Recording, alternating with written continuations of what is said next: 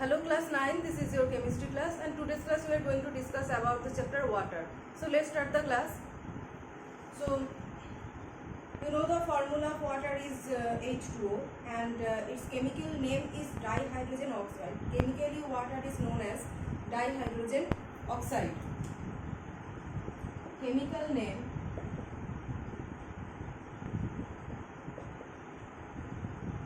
dihydrogen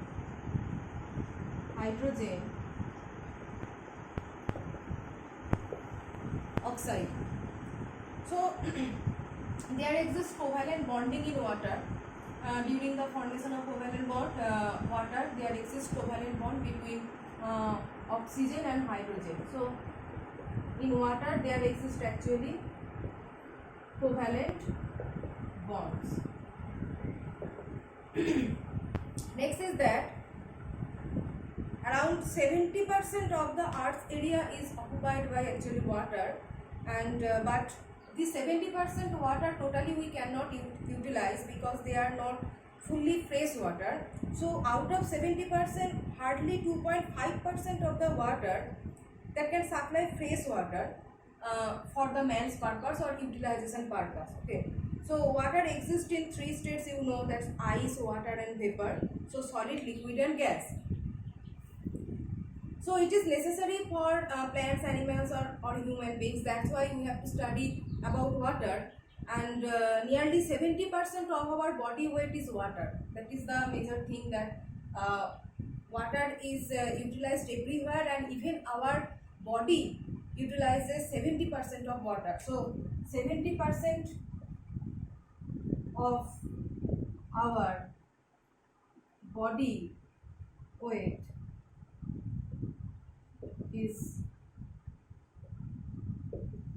70% of our body weight is actually water. So water occurs both in free and combined state. Ordinary water exists in liquid state, and when it is heated, it boils at 100 degrees Celsius. You know the boiling point of water is 100 degrees Celsius. So naturally it is liquid, and when it is boiled, it boils at 100 degrees Celsius and rapidly changes into gaseous system. Okay, gaseous. So this steam again can condense back into water, and during that process it is released. So that is the vaporization and condensation of water. So natural water is liquid.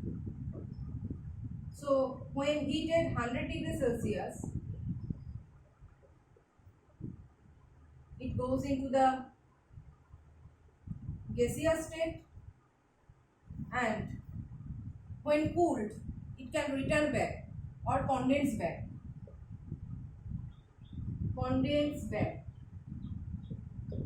to the liquid state. So liquid to gaseous state formation and gaseous state to liquid state formation both can occur depending upon the temperature, and all these things are happening at normal pressure, that is 760 millimeter of Hg. This temperature requirement for vaporization at 760 millimeter of Hg, that is the normal pressure. So there comes 2 points depending upon these two conversion, that is latent heat of condensation and latent heat of vaporization. So for this process they are coming at the point, that is latent heat of vaporization, and second is latent heat of condensation.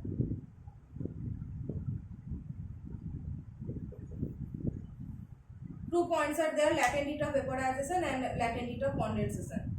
So next is there are some physical properties of water. So first point is nature. What is the nature of water? So physical properties of water.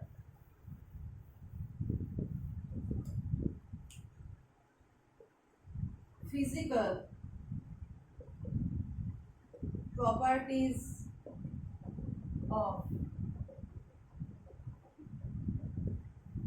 water. So first is nature. So you know that naturally it is very clear and transparent liquid, obviously colorless, odorless and tasteless. the taste in water is due to gases and solid dissolved in it.